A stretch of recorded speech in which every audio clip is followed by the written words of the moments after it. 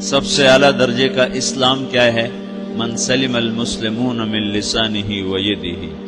زندگی میں یہ طے کر لو، کوئی کتنا ہی تمہیں دکھ پہنچائے، کوئی کتنا ہی تمہاری بےعزتی کرے، چپ ہو جاؤ، سہ جاؤ۔ مرنے والے کی کیا عزت، کیا ذلت، میں نے تو مر کے دیکھا ہے، اور مجھے یہ حدیث سمجھ میں آئی ہے بڑی اچھی طرح، موتو قبل ان تموتو، کہ مرنے سے پہلے مر جاؤ۔ اس وقت اگر میں مر جاتا تو مجھے کوئی گالیاں دیتا تو مجھے کیا نقصان تھا، اور مجھے کوئی نعرے لگاتا میرے لیے تو میرا کیا نفع تھا۔ تو مرنے سے پہلے مر جاؤ، کوئی تمہیں برا بھلا کہے تو تمہارا کیا نقصان ہے، تمہیں کوئی واہ واہ نعرے لگائے تمہیں کیا نفع ہے۔ اگر اللہ راضی ہے تو مرد آباد اور زندہ باد سے بے نیاز ہو۔ ابو ذر رضی اللہ تعالیٰ عنہ کو ایک آدمی نے گالیاں دی تو انہوں نے فرمایا بیٹا ایک گھاٹی آگے آ رہی ہے، اس میں گر گیا تو جو کچھ کہہ رہے ہو اس سے بھی زیادہ کا حقدار ہوں، اور اگر پار ہو گیا تو تیری گالیوں سے مجھے کوئی فرق نہیں پڑتا ہے۔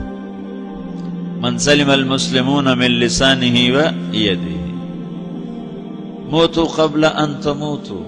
چونکہ آج کل اخلاق ہیں انتقامی، معاف کرنے والے اخلاق ہیں نہیں، انتقامی اخلاق ہیں۔ ہمارا معاشرہ انتقامی ہے، اچھا کرو گے تو ہم اچھا کریں گے، برا کرو گے تو ہم برا کریں گے، جیسا کہو گے ویسا ہم سے سنو گے۔ یہ ہمارا ماحول ہے، یہ ہمارا۔ ایک ماں کہہ رہی تھی دوسری ماں کو، میرے پترا کدی کسی نے واسطے سلام نہیں کیتا، بڑے فخر سے کہہ رہی ہے، ہمارے اپنے گاؤں کی بات، میرے پترا کدی نہیں کسی نے واسطے سلام کیتا، مائی جڑا کرے انہوں کریں دیں، جڑا نہ کرے انہوں پوچھ دے ہی کوئی نہیں۔ یہ وہ فخر سے کہہ رہی، جو سب سے بڑا عیب ہے وہ سب سے بڑا فخر بنا ہو۔ میرے پترا کدی نہیں کسی نے واسطے سلام کیتا۔ جب ماں باپ نے یہ سبق دیا تو اولاد کا کیا قصور ہے؟ ہمارا معاشرہ انتقامی ہے، ایک کی 10 سنانے کا ماحول ہے، تو آپ 100 کی ایک بھی نہ سناؤ۔ احنف بن قیس رضی اللہ تعالیٰ عنہ پہ ایک آدمی نے چڑھائی کر کہنے لگا ایک سناؤ گے نا تو 10 سنو گے میری طرف سے۔ تو احنف بن قیس کہنے لگے بھائی تو مجھے 100 بھی سنائے گا نا تو میری طرف سے ایک بھی تو نہیں سنے گا۔ ایک آدمی ان کی بڑی بےزتی کر رہا تھا اور وہ چل رہے تھے اور وہ 100 گالیاں بک رہا ہے۔ جب آ گیا نا قریب شہر تو کہنے لگے دیکھا میرا قبیلہ یہاں رہتا ہے، اگر کسی نے سن لیا نا تو تیری بڑی دھلائی کر دے گا، تو نے جو مجھے گالیاں دینی میں کھڑا ہوں یہیں تو دے لے، تو اپنا سارا زور پورا کر لے تاکہ آگے تجھے کوئی تکلیف نہ پہنچا دے میری وجہ سے۔ تو وہ پاؤں پہ گر کے معافی مانگنے لگا کہ واقعی تو بڑے حلم والا ہے۔ وہ مشہور تھے اپنے حلم میں، بردباری، اور لوگ ان کا امتحان لینے آیا کرتے تھے کہ بھئی کوئی ہے جو احنف کو غصہ دلا دے، تو لوگ ناکام ہو جاتے تھے، ان کو غصہ نہیں آتا۔ ایسے ایک عرب سردار گزرا معن بن زائدہ، وہ بھی اپنے حلم میں بڑے مشہور تھے۔ ایک دفعہ لوگوں میں شرط لگ گئی کوئی ہے معن بن زائدہ کو غصہ دلائے تو ہم اس کو انعام دیں گے۔ تو ایک شاعر نے کہا میں غصہ دلاتا ہوں، تم دیکھنا ایسے سیخ پا ہو جائے گا جیسے جانور۔ تو وہ چلا گیا اس کی مجلس میں، دربار لگا، عرب سردار تھا بہت بڑا، دربار لگا ہوا، تو کہتا السلام علیکم، وعلیکم السلام۔ تو معن بن زائدہ پر ایک دور بڑے فقر کا گزرا تھا، پھر اللہ نے اس کو بہت بڑی سرداری دی، بنو عباس کا بہت بڑا یہ وزیر گورنر تھا۔ تو کہتا اتذکر اذ لحافک جلد شاۃ واذ نعلاک من جلد البعیر، کیوں بھائی تجھے یاد ہے جب تیرا بستر بکری کی کھال تھا اور تیرے جوتے اونٹ کی کھال کے تھے؟ تو کہنے لگا کیوں نہیں یاد، بھلا کوئی ماضی بھی بھولتا ہے؟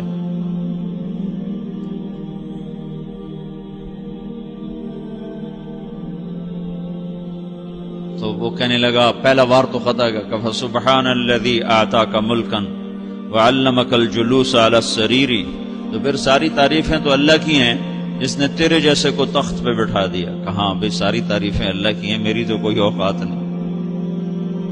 تو کہنے لگا سأرحل عن دیار انت فیہا وان جار الزمان علی الفقیر، جہاں تیرے جیسا حکمران ہو وہاں مجھے رہنا گوارا ہی نہیں ہے، میں یہاں سے چھوڑ کے نکل جاؤں گا چاہے کتنی تکلیف اٹھاؤں۔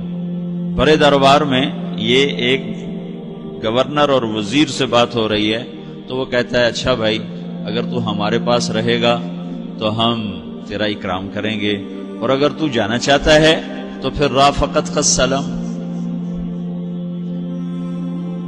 تو وہ یہ بار بھی خالی گیا تو کہنے لگا فجد لی یبن ناقصۃ بمال،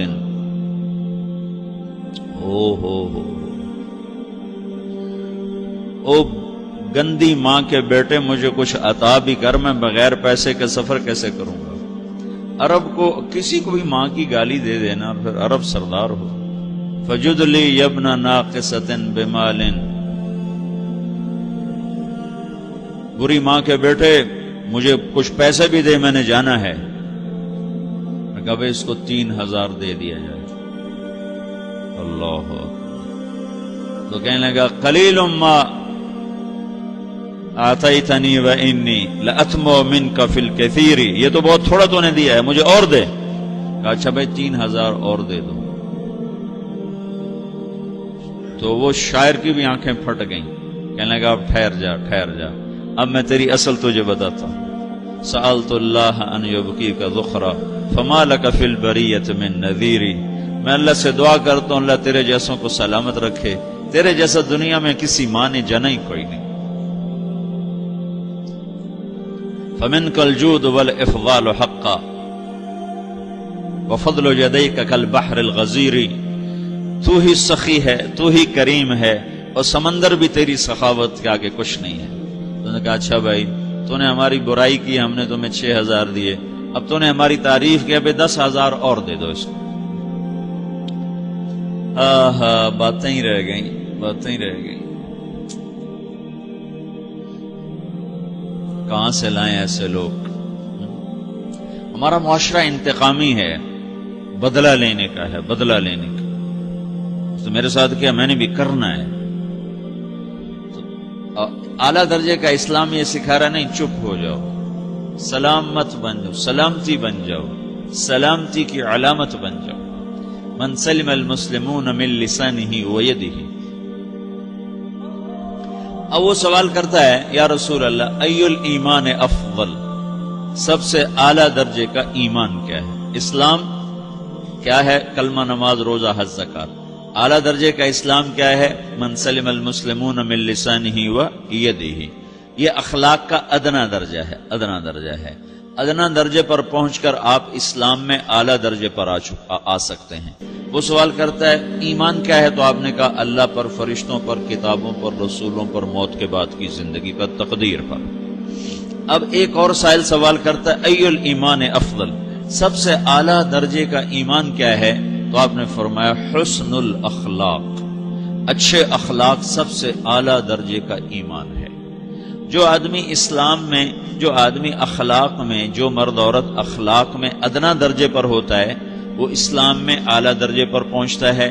اب اگر وہ اخلاق میں اعلیٰ درجے پر آ جائے تو اب یہ کہاں پہنچے گا؟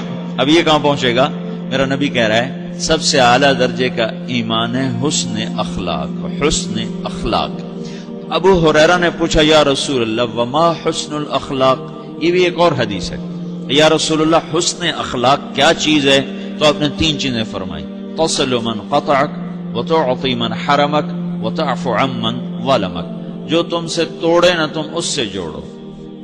نہیں کرتا سلام نہ کریں، کوئی ہم چھوٹے باپ کے ہیں، ہم تو کبھی بھی نہ کریں، ہم تو کبھی بھی نہ منہ تھوکیں بھی نہیں ہم تو میرا نبی کہہ رہا ہے جو توڑے تم اس سے جوڑو،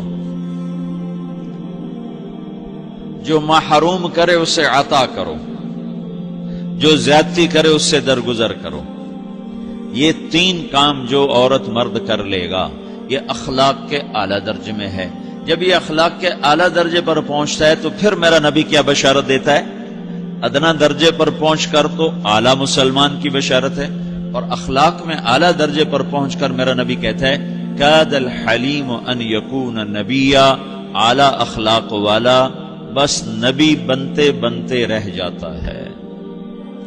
اعلیٰ اخلاق والا ایسے ہے جیسے کہ نبی، قریب ہے کہ وہ نبی بن جائے. یہ تو ہے نا ترجمہ، لیکن ہم ہمارے اردو میں کہتے ہیں وہ نبی بنتے بنتے بنتے رہ گیا. کیا مطلب؟ کہ اس میں اور نبی میں صرف نبوت کا فرق رہ جاتا، باقی وہ سب کچھ حاصل کر لیتا ہے. تو یہ سارے دین کا میں نے آپ کو خلاصہ بتایا ہے کہ میری آپ کی ضرورت ہے کہ میرا اسلام اعلیٰ درجے کا ہو، من سلم المسلمون من لسانہ و یدہ، میرا ایمان اعلیٰ درجے کا ہو،